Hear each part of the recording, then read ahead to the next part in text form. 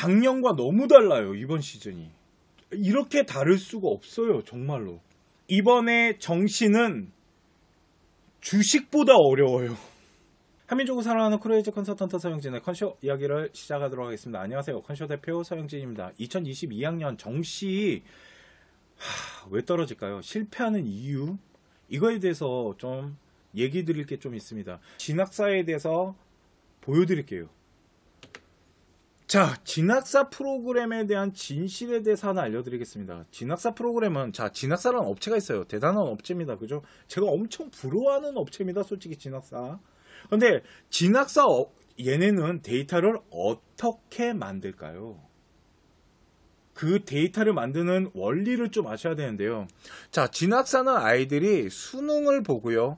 정시를 대학교에다가 지원하는 사이트입니다. 그러면 여태까지 지원을 했으니까 2021, 2020 얘네들 지원해서 아이들이 뭔가를 데이터를 구성했을 거고 그 구성된 데이터 갖고 어떠한 입결에 대한 부분을 분석을 잘 하겠네요. 라고 생각하시면 안 됩니다.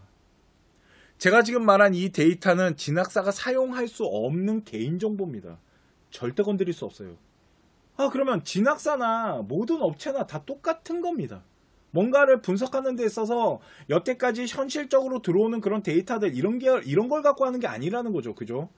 자, 그래서 진학사가 선택한 방법이 뭐냐면 지원자들 있잖아요. 지금 진학사에다가 이제 지원한 아이들 있잖아요. 요 데이터를 사용할 수가 없다 보니까 어떻게 하는 거냐면 현재 지원하는 아이들의 데이터가 있을 겁니다. 뭐 A라는 애가 있을 거고요. B라는 애가 있을 거고요. C라는 애가 있으면 얘는 91점이고 얘는 뭐 90점이고 얘는 만약 87점이잖아요. 얘들이 뭐 하는 거냐면 진학사에다가 지원을 하는 겁니다. 그러면 요 데이터를 가지고 뭐 하는 거냐면 줄을 세우기를 하는 거예요. 딱 거기까지. 그렇게 데이터를 그냥 만드는 겁니다. 그러니까 뭐 작년 입결 데이터 이런 거 갖고 하는 게 아니에요. 얘네들은. 이 데이터를 보면 저는 솔직히 진학사 데이터를 무시하는 건 아닙니다. 진학사 데이터 워낙 많은 사람들이 이용하다 보니까 표본 집단을 형성하고 어느 정도 대표성을 가져갈 수 있다라고 생각은 하지만 문제가 뭐냐면요. 이런 겁니다. 첫 번째 문제. 우리 아이가 만약 진학사를 지원할 때 10몇만 원짜리를 끊은 다음에 20개 정도를 넣습니다. 대학교에다가. 그죠? 그러다 보니 이 대학 저 대학 다 찔러 넣었을 겁니다.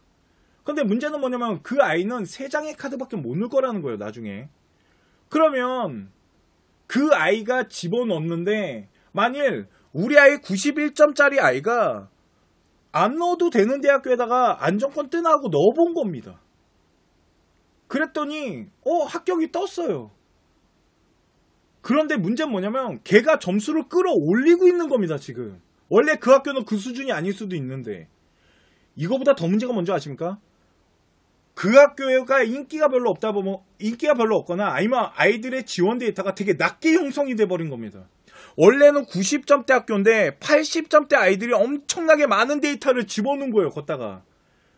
그러면 80점대 아이가 가기 어려운 대학교인데도 불구하고 합격권이 뜬다니까요. 그게. 이 데이터를 신뢰할 수 있겠습니까? 참고를 하시는 겁니다. 맹신을 하시면 안 돼요. 진학사란 데이터를. 제가 진학사를 뭐라 하는 게 아닙니다. 다시 말하지만 이런 문제점들을 생각하면서 보시라고 말해드리는 거예요. 제발. 진학사가 된다 그러니까 우리 아이는 갈 수 있겠구나. 아니에요. 진짜 그렇게 할 거면 아이들한테 어떻게 해야 되는 줄 아십니까? 이게 진짜로 잘 맞으려면 진학사에서 아이들한테 3번의 기회를 줄게. 대신 전제 조건이 있어. 네가 만약 우리 진학사에다가 지원을 해서 모의 지원을 해보잖아. 넌 그 대학교 꼭 지원해줘야 돼. 합격할 수 있다라면. 이 전제가 깔려야 됩니다. 그런 게 아니잖아요. 그냥 막 찔러 넣어보잖아요. 아이들이 생각하고 찌르는 게 아니에요. 그냥 다 넣어봅니다.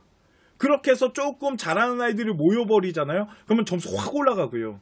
아이들이 못하는 아이들이 확 집어넣잖아요. 그러면 점수가 확 내려가요. 그거 좀 이따 뒤에서 보여드리겠습니다. 제가. 자, 보세요. 진학사 지원 프로그램인데 합격생의 지원 데이터를 지금부터 활용해서 보여드릴게요. 이 아이가요. 점수를 봤더니 몇 점대 아이냐면 그러니까 이 서울시립대 환산 점수로 924.70이 나오는 아이예요. 이게 서울시립대 점수예요. 이 친구. 자, 집어넣습니다. 그랬더니 뭐가 떴냐면 불합격이 첫날에 떴어요. 그래서 며칠 후에 또 넣었더니 또 불합격이 떴습니다.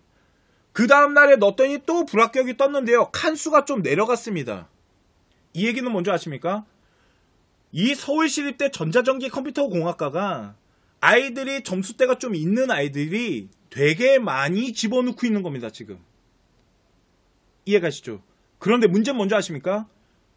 여기 이렇게 뜨는 아이들은 서울시립대학교에 받쳐서 넣던지 아니면 여기 안 넣고 더 좋은 대학교를 넣을 거예요. 그러면 합격할 수 있었던 아이가 불합격이 떠서 못 넣는다니까요. 이게. 이 현상이 뭔지 아십니까? 좋은 아이들이 몰린 과예요. 자, 서울시립대학교를 이번 시즌 데이터로 저희가 환산을 한번 해봤습니다. 어느 정도 수준의 합격선을 형성할 수 있는지 봤더니요. 여기가 뭐냐면 안정권 점수가 몇 점대냐면 928점대예요. 아, 그러면 이 친구는 불합격한 게 맞습니다. 그죠? 대신 정시는 빠지는 데이터라는 게 있어요. 그죠?